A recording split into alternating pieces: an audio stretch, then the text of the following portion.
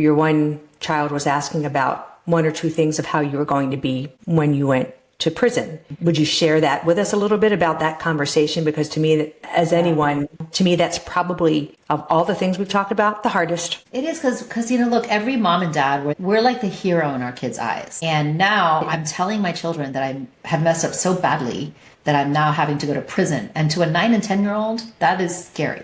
And they see prison as like what they see on TV and what they read about. And they just think it's for bad, really, really, really bad people that are murdered and raped. And so the way I told the kids was I related it to sports. They're both athletes and they were both playing. Kyler was playing football, Maya was playing soccer. And so I just gave them a metaphor. I said, Kyler, metaphor's not the right word. An example, like I said, Kyler, if you're on the football field or you're in the huddle and the coach says, go run. I want you to run. Okay, Kyler, you're going to go run a 5 and out. And the quarterback's going to, pass the ball to you. And in the huddle, you somehow forget and your mind's wandering and you go out and instead of running a 5 and out, you run a 7 and out. Right? Coach is going to get really mad at you and he might penalize you for that, because you made a bad decision. You just did something that you weren't supposed to do.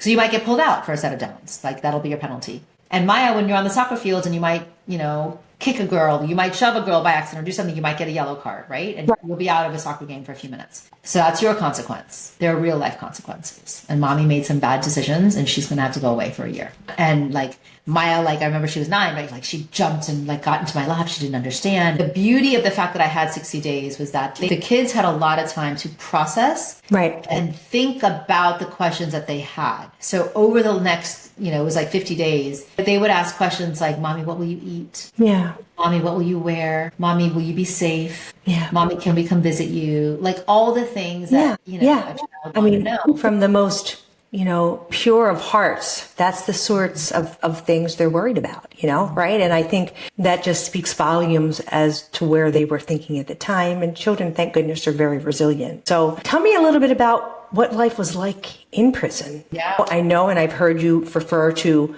0512110. And I imagine that's a number you'd like to forget. You missed the number. Did I? Yeah, it's 051211004. You missed the 4. Sorry about that. All right. Well, see that, but I'm just saying, I think you're able to tell this story and it's just, people probably, and I'm sure you probably get tired of telling it, but in some respects, because you don't. We're so curious. We're very curious. And, I think your story in being this, every person's kind of, like you say, oh my goodness gracious, this life that she has led has been just magical. But the real beauty is that you went through something bad and you've kind of reinventing, and to have that strength and courage only comes from, I would think, a family and a love and a support that you have that has given you some strength there, and you've had a good foundation, because I don't know if everybody would be able to rebound the way you have. And I'm saying that lightly because I'm sure every day is a challenge. So I'm looking at it very far away, but from the far away stance, it's a very interesting story. What is prison like? Do you make friends? What do you eat? I mean, what was that life like? And are we way off in our perception? Which we probably are. Well, I think there's some validity to it. So I would say the first thing I made sure to do, I'll talk about where I was most of the time, which was a minimum security camp called Coleman near Orlando. And that, my days comprised of, I would get up, and I'll just walk you through my day. I would get up in the morning and the first thing I would do is I would write in my gratitude journal. And it was sitting on my ledge. I was on the top bunk, and one of my friends had sent me a gratitude journal. So the first thing I would do is I would turn my nightlight on because it's 5:30 in the morning. And I would open the gratitude journal and I'd write 3 things I'm grateful for today, 3 positive affirmations, and 3 things I'm hoping to do today. And then I'd make my bed and I'd get ready, brush my teeth, and then I'd put on, my exercise clothes, which were basically clothes I had bought from commissary, which were the only thing available in a women's prison, at least at the time, were men's Russell Athletic, basketball shorts, t-shirts, sweatpants, sweatshirts. They didn't have any women's stuff. It was just men's. So then I would always go to the computer. There were these computer terminals where there was a certain program that it's a federal program that we were able to email out. I would always email my children first thing in the morning. I had 2 jobs.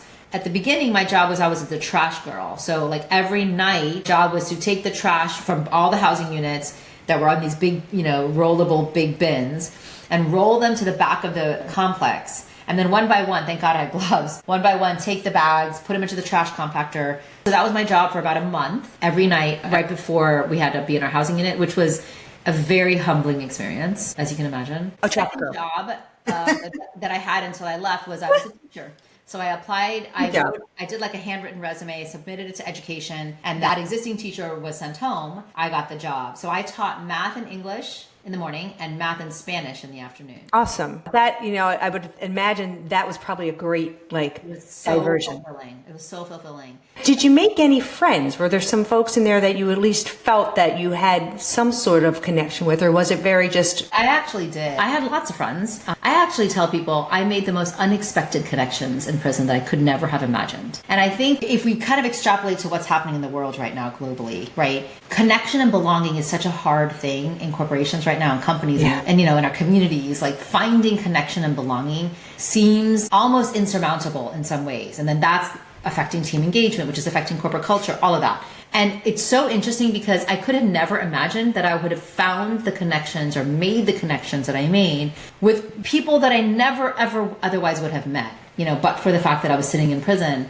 And so I do think that when we open our minds to who we can connect with, it changes our perspective of finding belonging. I had a woman who I call her my mom, and then I had also a prison sister, so we had our own little family. It was like the three of us, and we would like sit together at a table when we weren't working, and we would like look at magazines together and play board games together and talk and share stories, and then we would go and eat together, and we would watch TV together in the TV rooms. And so like we had our own little thing. Now, you've been out for what? 9 years. 9 years. And you got out early. That story was asked to testify in another case, and for that I was sent to Tampa, and I had to stay in the county jail, which is a whole other story, which is really hard. But because I testified in that other case, the judge granted me an early release, which is a Rule 35. So I came home, and I didn't have to go to halfway house. I didn't have to go to house arrest, which was really nice. And I surprised my kids and came home and built my new life. And I tell people, like, I came home and it was like, okay, this is my new chapter. I'm going to reassess my impact in the world, how I show up for people, how authentic and vulnerable I live. So